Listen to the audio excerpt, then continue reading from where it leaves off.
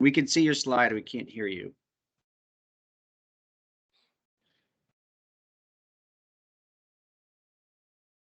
Good morning, everyone. This week's code of conduct is maintain confidential of insider information learned about ECI or about our clients.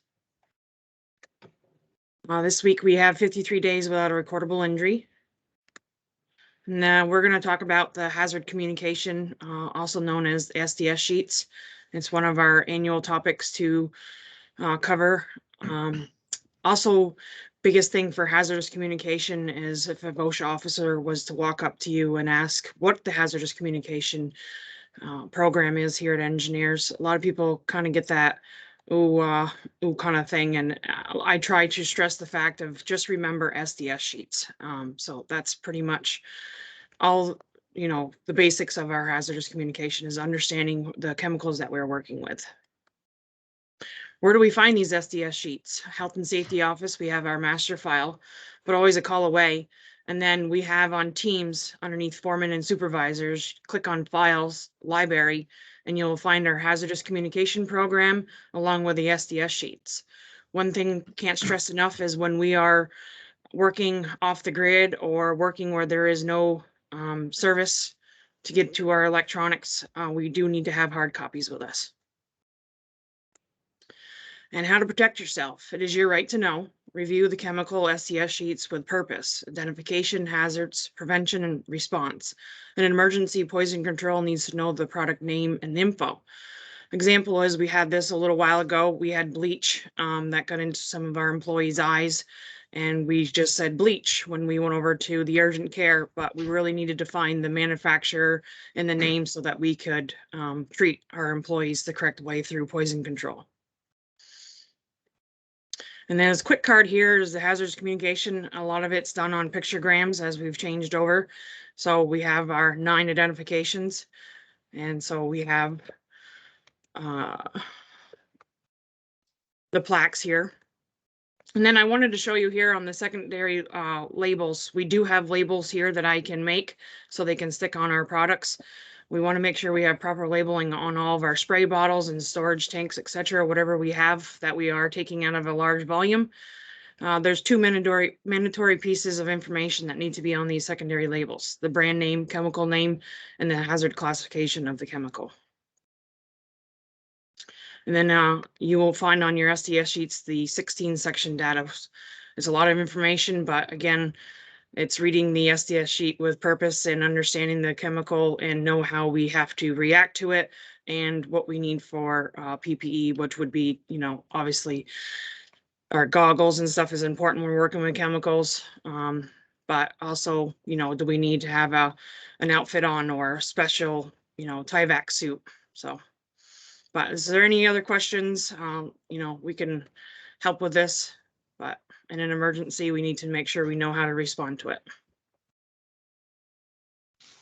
Thanks, Alberta. Yeah, especially when it comes to spills, it has a great way to, if you do spill something, how to dike it up properly and then how to dispose of it properly. It's all written in there under the looks like, I forget what section it was. I think it was section 12.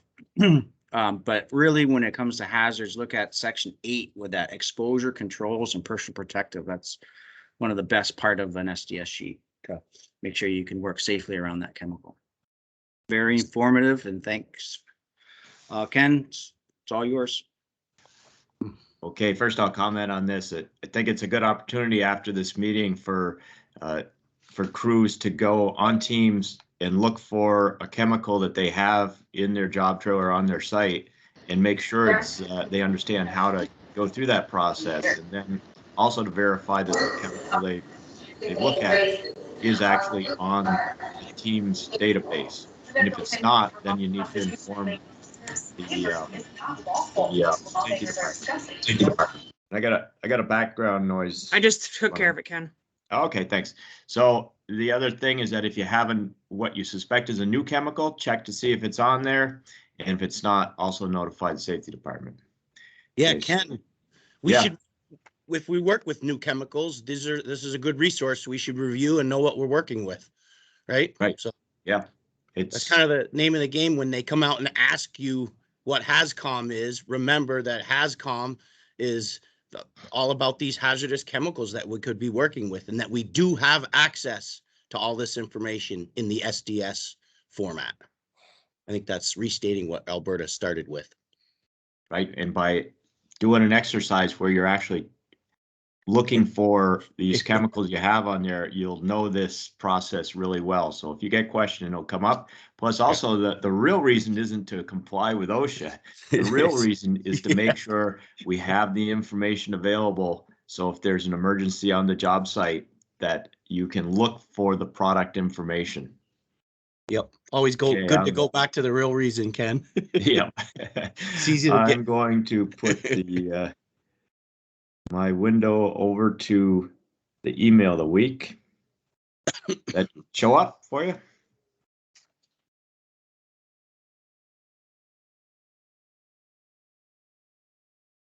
Do we see it yet? Yeah, we got it. Got it Okay. here. Okay. So we'll go through announcements and then we're going to get to our special guest. First, congratulations to Pat Wells for promotion to the Fleet Service Manager. So many people are already used to calling Pat for service. So just continue to do that. And the backup for Pat is Larry Raymond, or others if Larry's not available. Certainly you could call Chico or AJ or somebody in the shop. And W-2s are being mailed this week, so watch for them in the mail. And just a reminder, the fuel cards are in. If you haven't got your new fuel card, check with Sarah. And cold nights are definitely here. So the diesel fuel supplement is a necessity to keep the equipment running. So this next topic we're going to go through is we talked about in the last couple of weeks, last month to say, is the 2021 ECI employee charity giving. And our employees contributed on their own a total of $20,158 to 4 local charities, including the Vermont National Guard, the Make-A-Wish Foundation of Vermont, and then the Michael Lawyer Classic Foundation and UVM Cancer Research.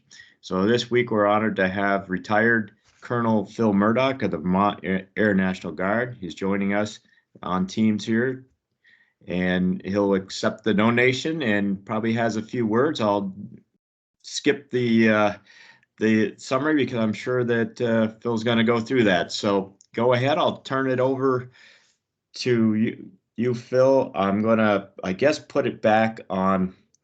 I'll X out of here so we can see everybody. There we go.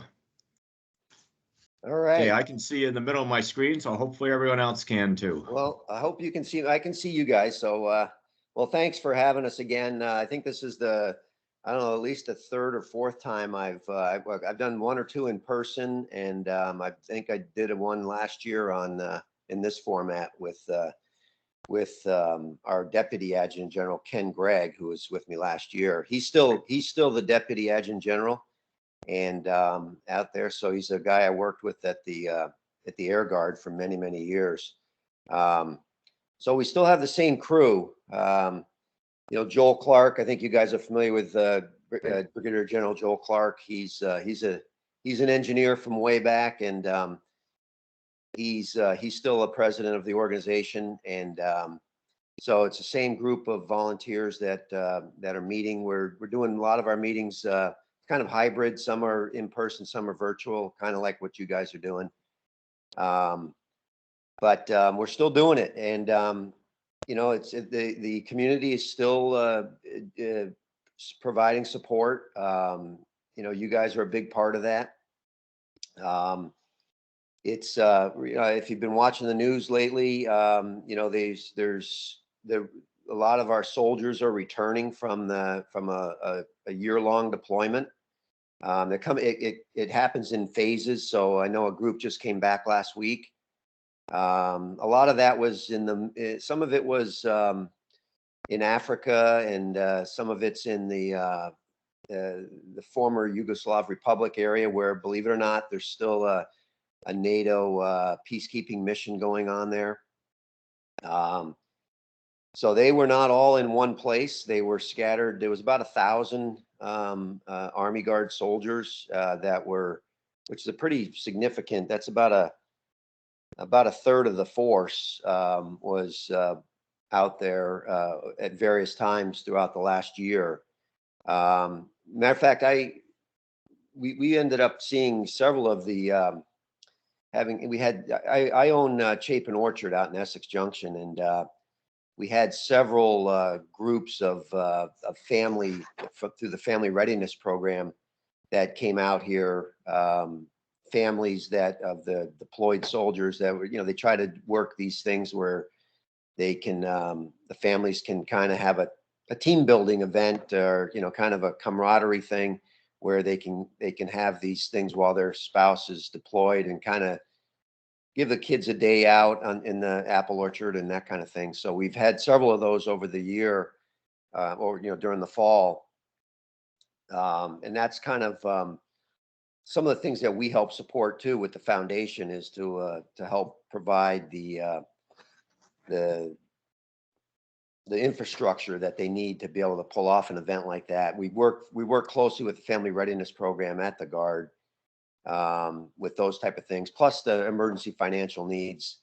And a lot of that information does get funneled to us through the Family Readiness Program. So we have a robust group of people that some are volunteers, some are paid employees that are positioned throughout the state that identify when there's a need, an emergency need, and then it gets funneled up to us through an application process, and then funds like what you donated are requested, and then we have a board, part of our board structure meets and determines whether the need is valid, and then we get it sounds bureaucratic, but we're very responsive.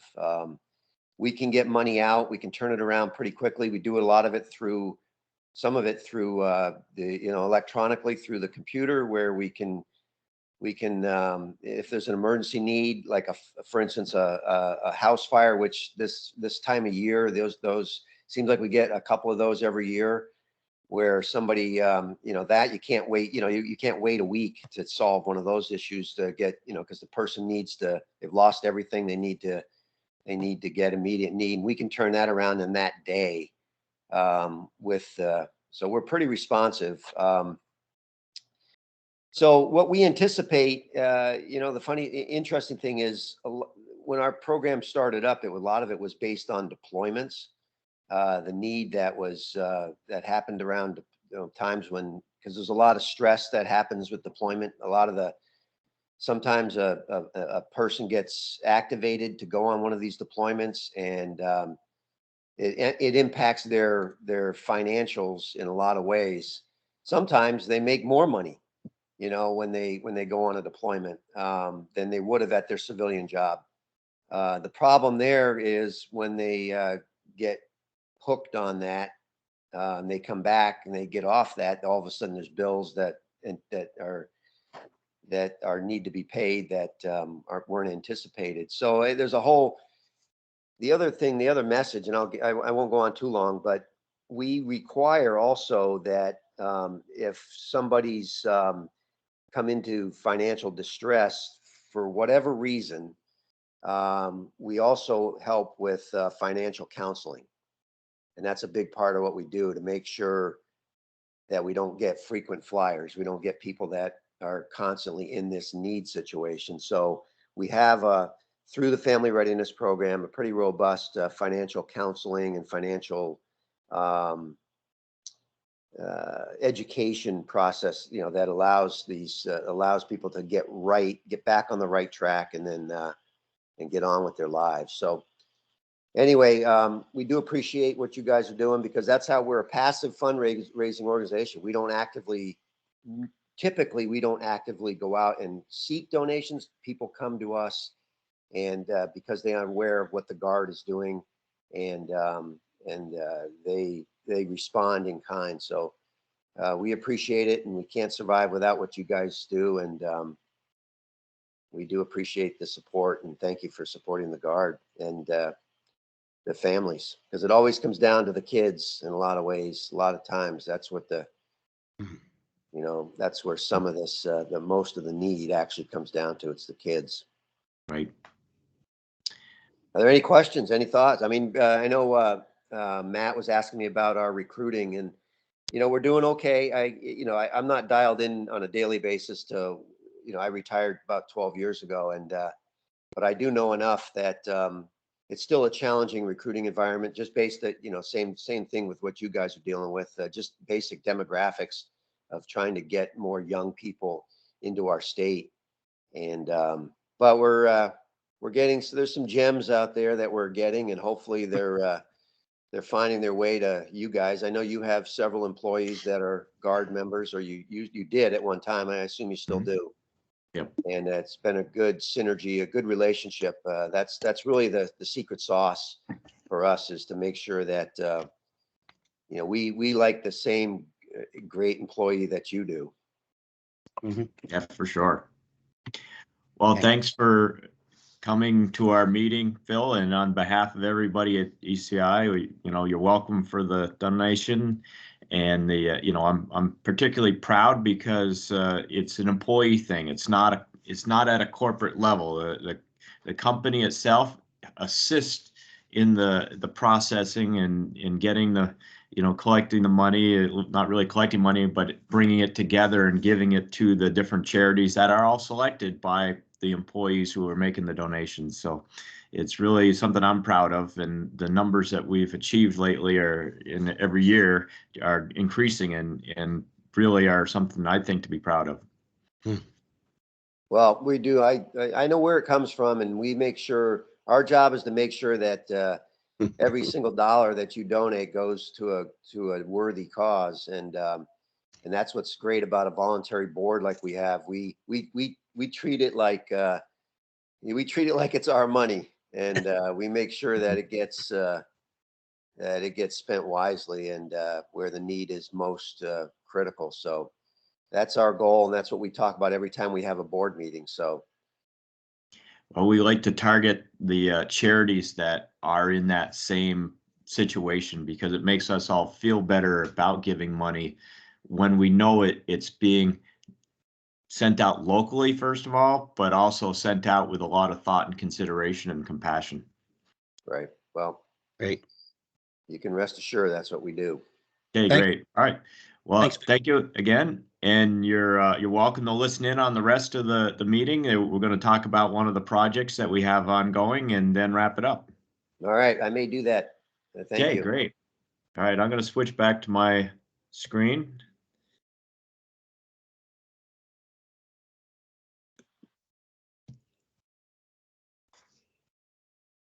Okay, you should be seeing the email of the week again.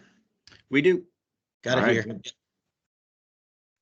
So again, we have the ECI Primary Wellness Program link here. So like I said a week or so ago, we're going to be promoting that heavily through the year, and we'll have Beth Schiller come in, or be present in a Teams meeting, I should say, to give us some more input on it. And that'll be in the coming weeks. Weather outlook, definitely colder weather. And for some reason, my photos aren't showing up, my images, but I had the image of the short-term, long-term forecast, they call it, on National Weather Service, which shows today, of course, being very cold, getting gradually a little warmer through the weekend. And for COVID policies, just the highlighted thing is most important. One of the most important things, or one of the most important recent changes, I should say.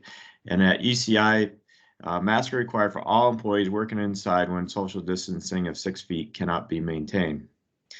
And then for this week, we're in the project of the week, we're talking about the Silas Vilas home, and we have Chris Klain. And Chris, do you have your computer on with your, yeah, I know you have your computer on because I saw you, but do you have the email in front of you so you can present, or do you want me to scroll ahead and I'll have to get the photos loaded up if that's the case? Yeah, you can go ahead and scroll, Ken. That'll work fine. That way we don't have to Okay. switch it around. Let me make sure my pictures, here we go. Download pictures. There we go. It'll only take a moment. Okay. There we go. Sorry about that. When I loaded, I didn't notice. Go to that. There's the weather icon. So we have today, we have the advisory color for last night and for part of today because of cold and wind. So be careful out there. All right, well, take it over, Chris. Okay. So ECI was contracted with Stonebrook Construction for the site work and the structural concrete for the SF Vilas Home Phase 1 expansion in Plattsburgh, New York. The expansion consisted of a 20,000 square foot addition to later be connected to the original 1800s era building. ECI's scope of work includes multiple site upgrades such as sewer, water, storm systems, and other large parking lots. ECI has been battling many challenges during the construction, such as the cold temps, multiple design changes, and large amounts of ledge that were not originally known about before construction. Currently, the project has finished all excavation and concrete for the structural walls, including the deep foundation wall standing 14 feet tall. The Vilas Home is an assisted living community located in Plattsburgh. The facility was established in 1888 and is currently owned by Eli and Emily Schwartzberg. Eli is the son of Dr. Josh Schwartzberg, who established Champlain Medical Urgent Care and passed away 3 years ago. So yeah, this is just kind of rendering of what the Vilas Home will eventually look like. The building in the front, the darker one, is the 1880s building that is still existing today. This first picture is kind of when we first started excavating the west wing of the building, the Phase 1 addition. If you can look in the bottom right-hand corner, you can kind of see some gray area in that photo. That's all ledge. Essentially, this is the area where we didn't realize the ledge. They didn't do any borings on this side. The ledge is basically 2 feet below, if not less, than the surface. So putting in 7-foot frost walls, including the footing, was a bit difficult. We definitely did some hammering on this section for us to be able to get the foundation in to design. See Ethan, I think, looking right there.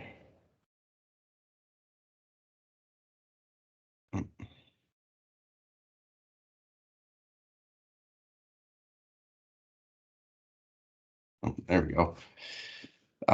Yeah, I see one of our field engineers who's now the assistant estimator, Ethan Bartlett, right there taking photos of for the daily reports. It's our new 380 digging foundation for footing. I'll just scroll, or as I Yeah, go go ahead and scroll, Ken. Okay. This here, so there were some fairly large 100-foot plus pine trees that were on the backside of the building. Right here, where basically this is the area of the profile of the addition that ended up scraping all the topsoil. You can see the 130 sitting on top of the topsoil pile over there. And then our 380 is stripping and ripping up some stumps from those pine trees.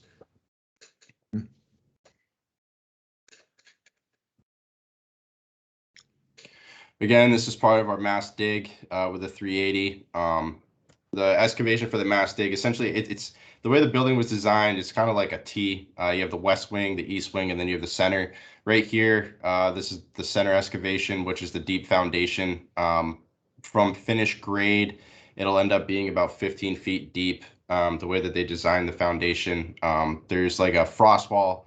Essentially, it's like a 4-foot frost wall that goes up to where the slab is, and then it's another 10 feet on top of that for where the height of the basement. So it's an interesting design that they did.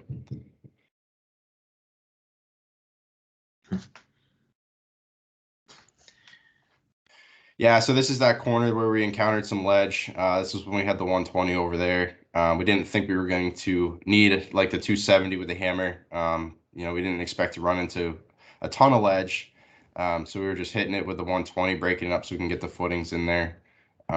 It's pretty crazy that piece that's being broken up right now. Never seen it before. The ledge was extremely smooth. It was flat, basically just a shelf. But eventually we got that broken up so that way the footings could go in. Right here is the east wing of the building.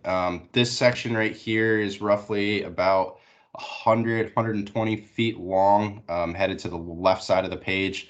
Right here, this is all just frost wall footing. To the right-hand side, there's an octagonal bump out that's going to end up being sort of like a bay window type of thing. It's kind of living, not like the living room for the building. so that way they have some nice sitting area looking out. Hmm. In this area also, if you can look right behind to the east or to the right side of the page, you can see some more rock. There was a ton of boulders. It was pretty strange. They were like almost placed there perfectly. We ended up having to rip those out with a 380. It was all that the 380 really wanted to handle. We ended up doing some cubic yardage and some math, and one of the rocks ended up weighing 52,000 pounds that the 380 ended up ripping out of there. So there was multiple of them. I think we ended up in total about 175 yards of ledge that we removed. Yeah. Right here, you can see some of the challenging issues that we faced over in Plattsburgh: snow and cold weather. The backside, you can see the tenting. They just barely poured that. That was a 40 to 50 cubic yard pour that they did in the back to tie into the west wing from the basement. It's crazy to think that, you know, how tall these walls are. We're only pouring 40, 50, sometimes 60 feet long, and, you know, the yardages are pushing 70 yards. So it's, you know, eats up a lot of yardage real quick. I think the total yardage is just shy of 1,000 yards for the total projects. But here's the tying in the last bit of footing for the deep foundation on phase one. The next one that we're seeing is more of the wall. You can kind of just see how tall these are. You know, it's double stacked 8-foot panels. How thick are the walls, Chris? It depends on the area. Sometimes they're 14 inches thick. Sometimes they're 12 inches thick. There's a bunch of different sections. So, you know, towards the bottom of it, it's definitely wider. It's like 14 inches, sometimes even closer, pushing 2 feet. For that way, it has the slab shelf to sit on, and then it narrows up. So we have a bunch of like shelf inserts on the inside of those forms, allowing the concrete to form properly. You can see it there on the right corner. Yep. Okay. Cool.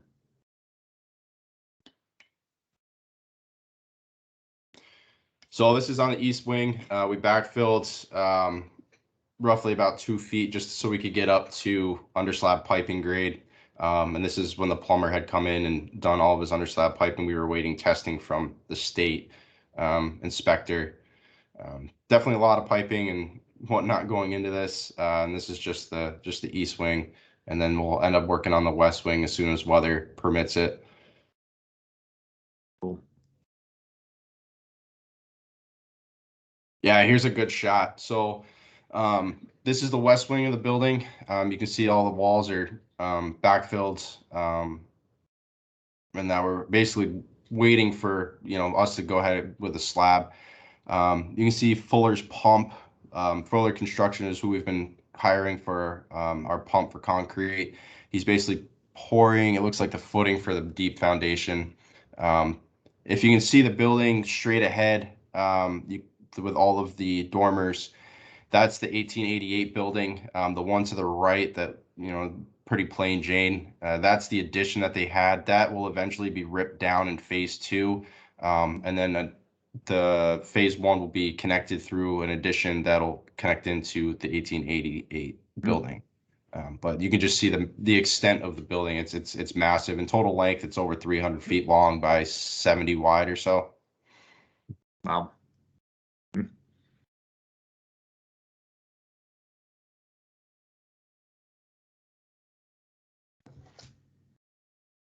Here we're backfilling phase one line of the wall. The way that they wanted to break up the phase one and phase two, they just essentially connected it with concrete, and they'll end up putting a doorway in between phase one and phase two. But right here we're backfilling the wall with some sand, getting it prepped and ready for drainage.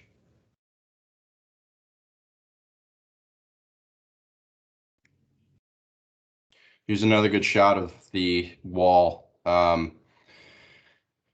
This is, again, connecting the west wing to the basement, getting it all blanketed. This was before we ended up pouring it. One of the things is, you know, we have to obviously keep the forms nice and warm, try to keep them around 40 degrees. So we're constantly pumping heat in it before we go and pour concrete into it. So that way it's not, and also with the rebar being in there, the extent of the matting is pretty extensive with all the rebar that's in there. So they don't want that to get too cold and have warm, you know, 60-degree concrete hit it and have issues with settling and stuff. That was So yesterday. this was yesterday's picture. It's a pretty awesome shot with the sunrise coming over top of the building. But It's pretty cool. yeah, this was after we just did our 100 cubic yard pour. This was essentially the west wing of the deep foundation wall. The guys worked real hard to get that set up, basically connecting all the basement together. Obviously, you still have this small little frost wall that needs to connect in, but this was after they poured, they tented it, and they were putting the heat to it. So you got a bunch of igloos and stuff like that over top of the wall. But the guys worked real hard to make sure that they were able to pour. I mean, the temperatures in Plattsburgh haven't been the greatest lately.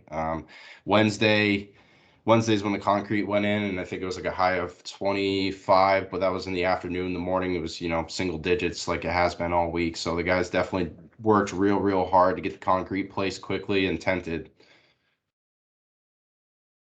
And that's it for that project. So I'll take over for the photo archive. And thank you very much, Chris. That was a great presentation. So for this week's photo archive, I show Doc Josh Schwartzberg fly fishing for Atlantic salmon on the Miramichi.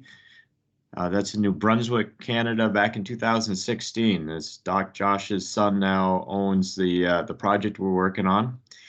And this is when I was with Doc Josh. I was fortunate enough, and it was a great pleasure to go with Doc Josh on his annual fishing trip up there in New Brunswick, and got to know him pretty well. It was a great time, and he showed me a lot of the fishing of part of the world I've never been in, and certainly would like to go back to. So. And Doc Josh will surely be missed by everybody. I'm sure a lot of you guys probably people knew Doc Josh when he was over at Champlain Medical. So that's what I got, Matt. I'll turn it over to you, and thank you again for Phil Murdoch for coming in, and we'll be looking forward to other charity recipients to come in the following weeks. Yes, thank you. Thanks everybody for participating and joining us this morning. Let's be safe today. And let health and safety know if you need any assistance regarding COVID, workplace safety, or any hazardous communication that we talked about earlier today. So let's have a good day out there. Okay, take care.